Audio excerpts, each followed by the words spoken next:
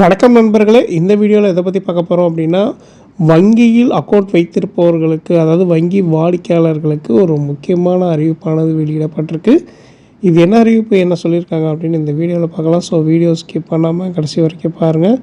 அதுக்கு முன்னாடி நீங்கள் நம்ம சேனலுக்கு புதுசாக வரீங்க அப்படின்னா மறக்காமல் சப்ஸ்கிரைப் பண்ணிவிடுங்க. அப்படியே பக்கத்தில் இருக்கக்கூடிய பெல் பட்டனை கிளிக் பண்ணிவிடுங்க.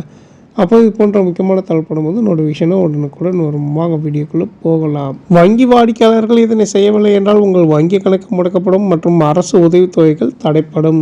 அதாவது பணம் வருவதும் செல்வதும் இயலாது.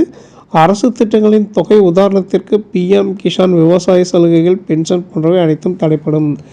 ஆன்லைனிலும் ஆஃப்லைனிலும் பரிவர்த்தனை தோல்வியடையும். வங்கிக்கு செல்ல நேரமில்லை என்று கவலைப்பட வேண்டாம். ஜூலை 1 முதல் செப்டம்பர் 30 வரை ஒவ்வொரு ஊராட்சியில் மறு கேஒய்சி சிறப்பு முகாம்கள் நடத்தப்படுகின்றன. உங்கள் கிராமத்திற்கு அருகிலேயே முகாம் ஏற்பாடு செய்யப்பட்டுள்ளது. அங்கு சென்று வங்கி ஊழியர்கள் உதவியுடன் கேஒய்சி செய்து கொள்ளலாம். ஆதார், பேன், வாகன ஓட்டுநர் உரிமம், வாக்காளர் அட்டை, பாஸ்போர்ட், வேலைவாய்ப்பு அட்டை உள்ளிட்ட ஆவணங்களில் 1-2 பாஸ்போர்ட் அளவிலான புகைப்படங்கள் எடுத்துச் செல்லவும்.